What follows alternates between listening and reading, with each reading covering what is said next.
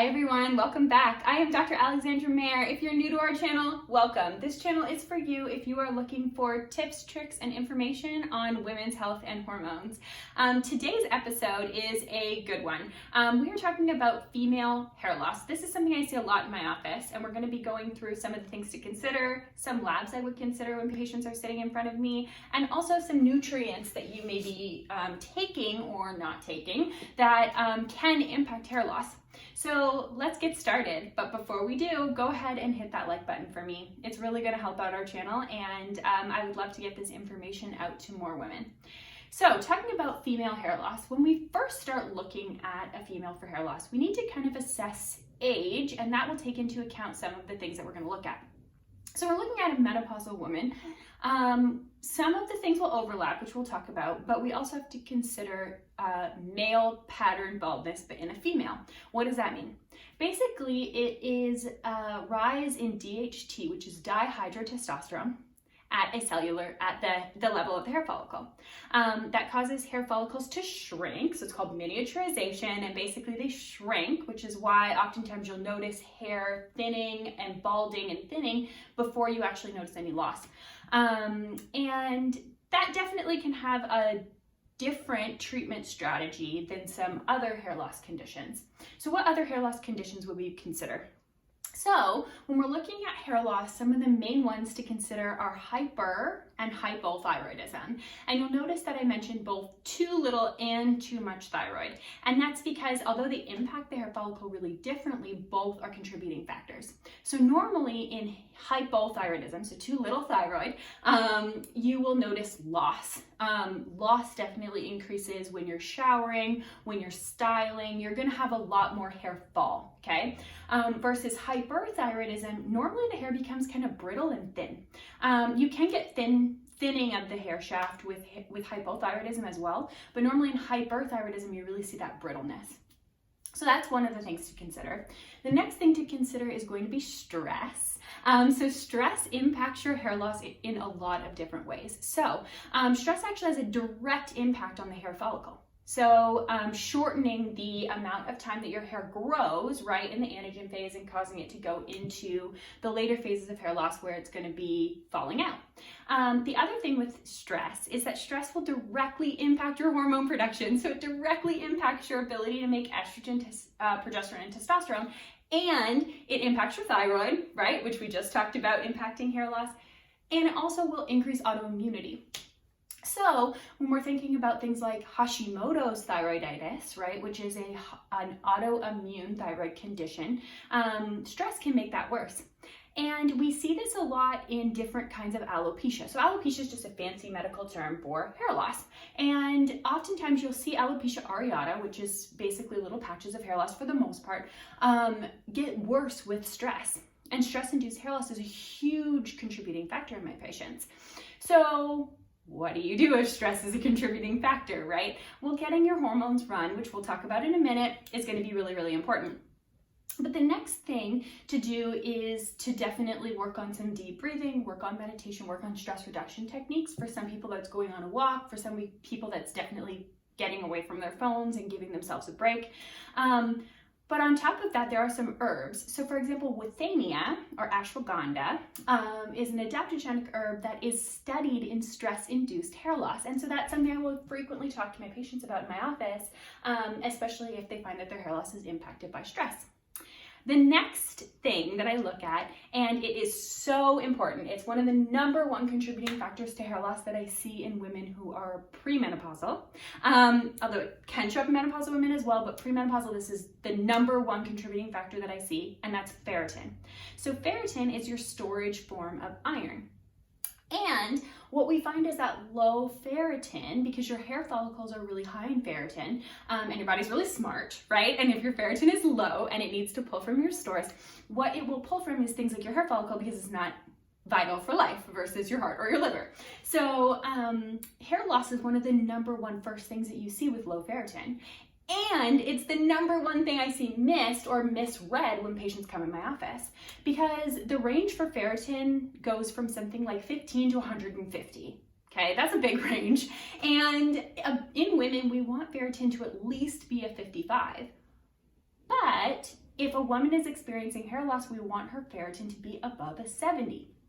So that's a big room, right? Like you can be normal at 16, but still have a lot of room for movement. So that's a really, really important factor for hair loss. So far we've gone over thyroid, stress, ferritin, and then in postmenopausal women, DHT production, so dihydrotestosterone production. Some other things to think about with hair loss is actually nutrients. So first of all, obviously everybody goes to biotin first, right? Everybody in the world goes to biotin first. And I can't think of one patient that's ever come in my office that has not been on biotin. Biotin may help, right? And if you're taking it and it's helping, great. If you're taking it and it's not helping, it's not the right nutrient for you. It's not the only nutrient to think about with hair loss. So what are some other things to think about? So some other things to think about would be things like zinc and selenium. So selenium is really important for thyroid, for healthy thyroid production. But selenium is actually one of these nutrients with hair loss where if you have too little, right, impacting your thyroid, that can definitely impact hair loss, but also with too much, you can get hair loss. Vitamin A is another one. If you're experiencing hair loss, too much vitamin A can definitely be one of the things that impacts that. Iron is another one. Now with iron, we always want to check our iron levels, so ferritin and serum iron, because it's something you don't want to be too much. And vitamin D, I've also seen impact hair loss. The other thing that I see nutritionally impact hair loss in my office is protein intake. And I see this a lot in patients. It's actually on the rise with intermittent fasting. So the research on intermittent fasting can be fantastic for health, yes. But I see a lot of patients who have very rigid diets coming in and then they add intermittent fasting on. And at the end of the day, the amount of calories that they are actually getting is inadequate and they are experiencing hair loss. Especially important for hair loss is going to be protein intake. So getting adequate amount of protein and adequate amount of amino acids. So if you're experiencing hair loss that's rather new, looking at your diet, any changes in diet, so going plant-based or vegan, adding an intermittent fasting, some of these changes sometimes people overlook, but they definitely are contributing factors, but they don't think about it because it's something that they added in to benefit their health, right? So those are important to think about. So what about labs? All right, so in my office, if we're going through kind of the range of things that we just talked about, for thyroid's the number one thing I see misrun in my office. When you look at thyroid, you want to look at thyroid like the CNS level, so brain connection to thyroid, and we do that by running free T4, free T3, which are the two hormones. Free T4 is mainly made by your thyroid, and then it's converted into free T3, and TSH. TSH is thyroid stimulating hormone. It is the hormone that comes from your brain and signals your thyroid. Conventionally, right, if you're getting labs run, oftentimes TSH is the only thing that's run. Well, that tells us how the brain is signaling, but doesn't tell us what the thyroid's doing. If you're really experiencing hair loss and other symptoms related to hypothyroidism, which we will be doing a video on in the future because this is one of the number one things that I see in my office that's not really run effectively, then you may want to consider running a reverse T3. And there'll be more information on that and why we want to run a reverse T3. And antibodies. Antibodies are so important. What's important to think about with autoimmune thyroiditis, right, is that you can actually have hypothyroid symptoms and be euthyroid, which means that your thyroid levels are normal, and still be experiencing symptoms. And running those antibodies is really important for your treatment plan. It does change your treatment plan. Other things to think about would be cortisol. Other things I think about with my patients is cortisol. So cortisol is your stress hormone. It's your get up and go hormone. And it is definitely indicated in stress-induced hair loss. With cortisol, I do like to run cortisol as a curve. Cortisol is a curve, so it's supposed to be high in the morning and go down, down, down, and be low at night.